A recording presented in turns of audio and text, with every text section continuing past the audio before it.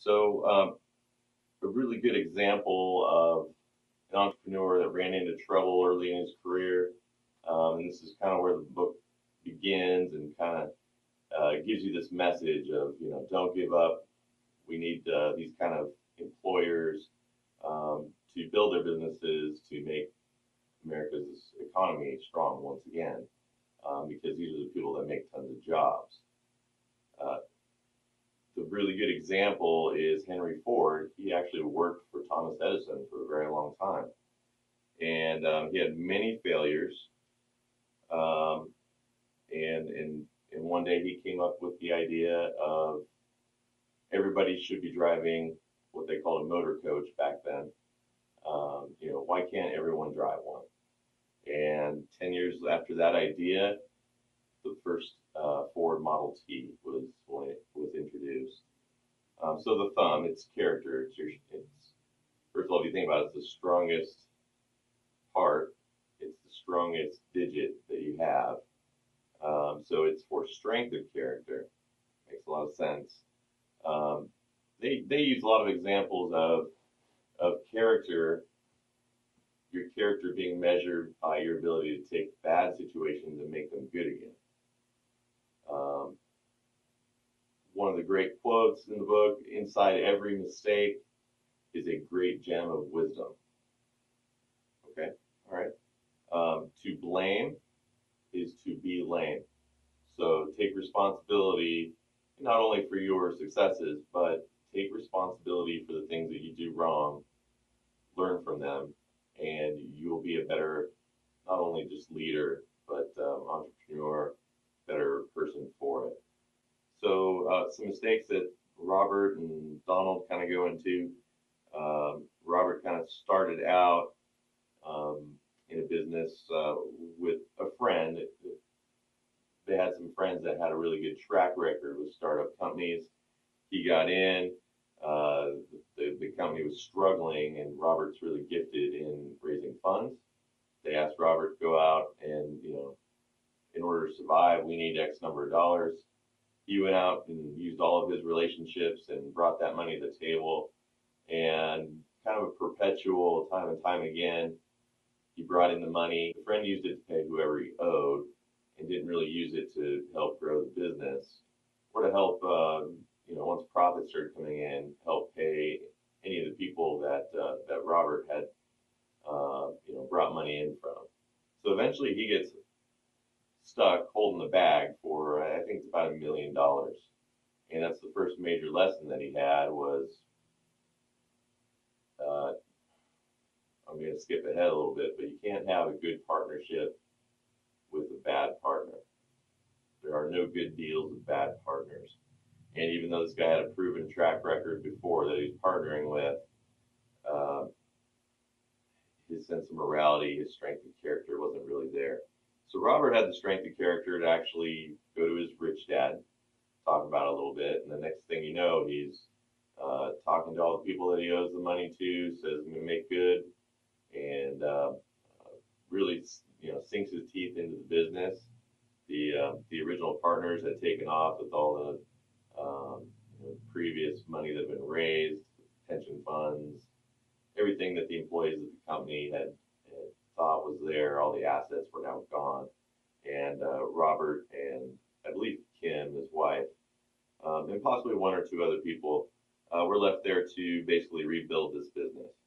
And the moral of the story is his strength of character is he did rebuild it. He did pay everyone back, and it was a huge setback, but really great lessons learned from that. One of his really great quotes, and this speaks to entrepreneurship everywhere, is I have lost the most money to people who did well in school. A lot of discussion in this book, and it makes a lot of sense if you think about it, is that schools today, they teach you from the get-go, you're competing against each of your classmates for your grades. And everybody talks about you need to get the best education you can to get the best job that you can, which is great. I mean, we need employees in this world. We definitely do. Um, but it's a competitive, no teamwork sort of situation. And additionally, the more educated you get, the more specialized you become. And then it becomes, for instance, in my career, I'm a registered civil engineer, and I was always good at science and math. I came through went to school at Cal Poly San Luis Obispo. I've been working since 2003 in various engineering capacities, and there's actually a lot of career growth for me there. Um, but there aren't that many people that are that specialized that can become an entrepreneur that grows jobs for a whole lot of people over many different sectors and can really reach up to that next level. And that's what I think every entrepreneur is really looking for, is becoming that next level, you know, not just millionaire. The great line from Facebook is, what, $50 million isn't cool. You know what's cool? $1 billion. I think, yeah, I don't know that the numbers were just right in that quote, but that was more or less the quote from Justin Timberlake to the founder of Facebook in that movie, The Social Network, and it's true. You can make a good living being an employee, but one of the real big messages of this book, and also just anytime you hear anything from Donald Trump or Robert Kiyosaki, is being an employee is nice. Being an entrepreneur, an owner, having that element of just more money than you could even think of, and being able to live out your dreams anywhere you want, in any capacity that you want, that's an entirely different thing.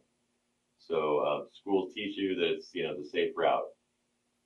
Get super educated, be really specialized, and then nobody could fire you.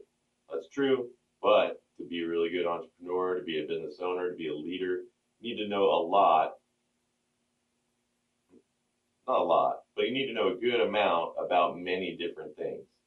The more you know about one specific subject, everyone knows this, but you get pigeonholed.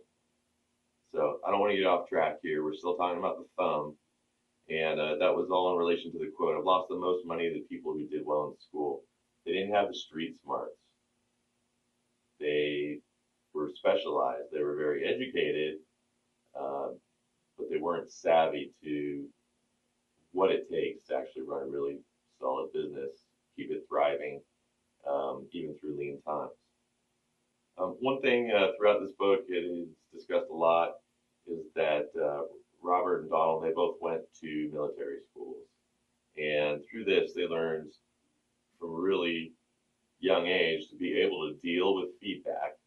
You're getting feedback all the time in military, but also teamwork. They realize that everyone working together, it's really cliche to say that, but it's definitely better to have everyone working together than have everyone working separately.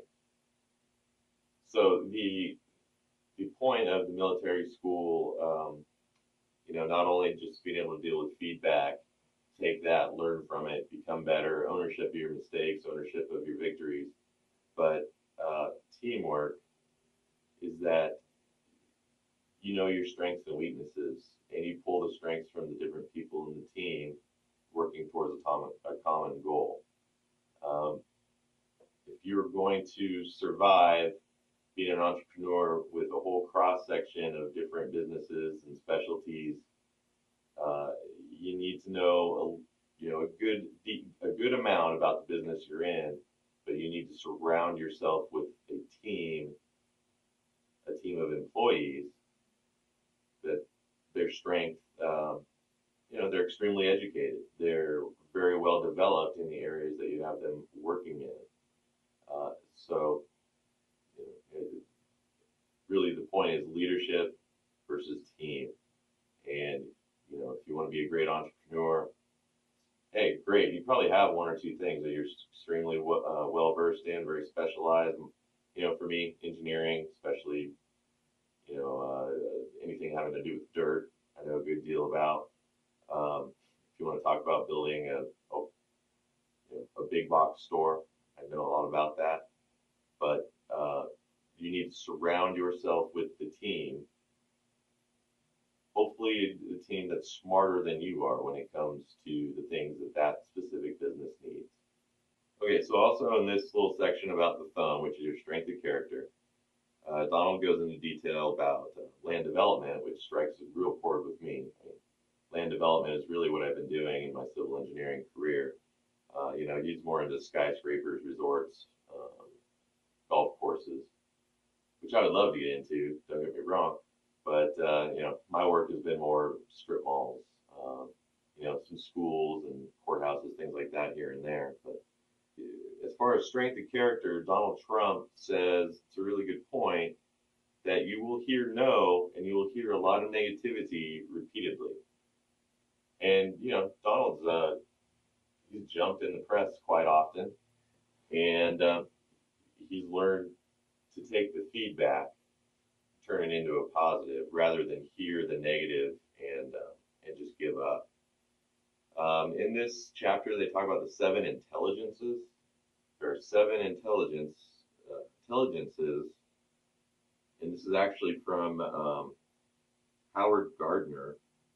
And these 7 intelligences are the following: verbal linguistic, logical methodical, body kinesthetic, spatial musical, interpersonal, and intrapersonal. And they go a lot into why intrapersonal is actually the one of these 7 intelligences that you need to have as an entrepreneur. You need to have at least one of the other 6, but you need to be really strong in intrapersonal, which is really kind of defined as the ability to communicate with yourself, be honest with yourself about your strengths, but also have that self-dialogue inside your head when there's negative to take the positive from it. If you were to do a search on anxiety and depression, a lot of the therapy that's out there, the things they talk about are positive self-talk. For every negative thought you have, create a realistic positive thought that counteracts it. And that kind of thinking helps propel you forward. Let's quickly talk about the pointer finger. As I mentioned earlier, the pointer finger is focus. If you think about every strong business owner, president, CEO, president of the United States, but your Mark Zuckerbergs, your Bill Gates, they have tremendous focus. And it's not just, I'm focusing right now on one goal. That's part of it. But the ability to really sit down and focus over a longer period of time than the normal human being, that is something that an entrepreneur has that your typical go-getter does not have. Focus is actually kind of an acronym. It stands for follow one course until successful. Follow one course until successful. Focus is also, just kind of broadly speaking, it's the power measured over time. It's staying successful beyond the goal. So if you're a pitcher in baseball, they always teach you to throw through the target. So your focus is on the target. You want to send that ball like a laser right through that target, through the catcher's mitt. What it really means is you don't just get something started. You see it all the way through. In fact, you see it. Usually there's a point in any project, anything that you're trying to do, when you're not quite done, but you see that you're going to be successful. There's a tendency to have an emotional letdown, and that's what separates a Midas touch entrepreneur from it. Your entrepreneur other sort, is the ability to not just see it through, but to see it beyond. That's the strength of focus, which is your pointer finger. They go a lot here into cash flow quadrant, um, which is from, discussed earlier in one of Robert's books, Cash Flow Quadrant, and it's actually copyrighted. So I do have to mention this. It's copyrighted by Cash Flow Technologies Incorporated. And basically what it looks like, if you think about your standard graph,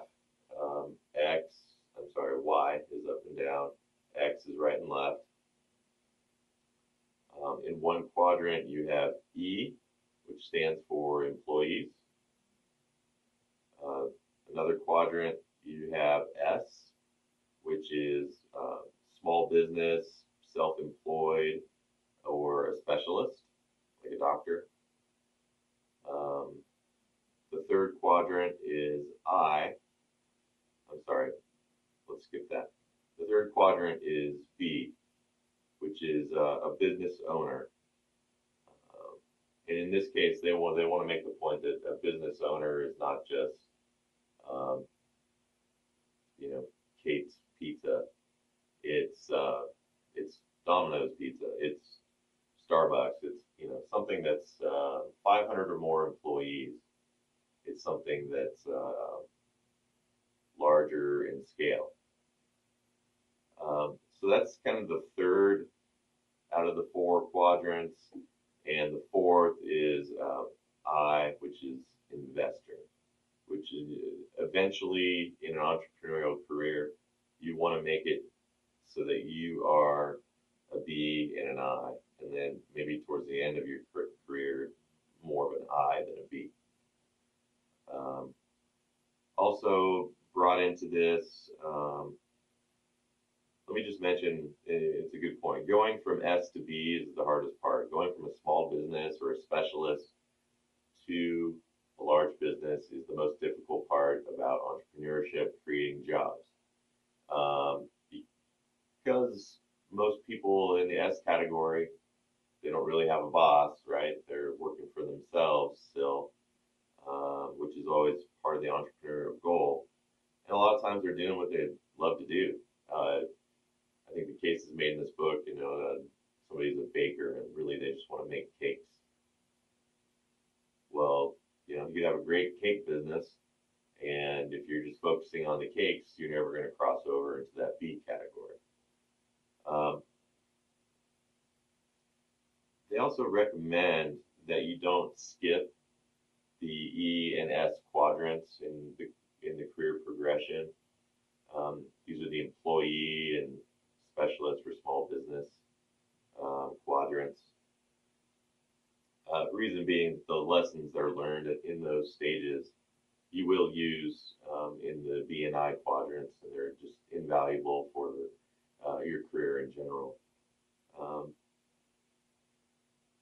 At this point, Robert and Donald, they go into this triangle, which is supposed to kind of show you the generalist versus the specialist.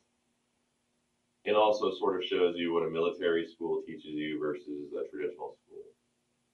And again, this is something that's copyrighted. I believe this is Cash Flow Technologies once more.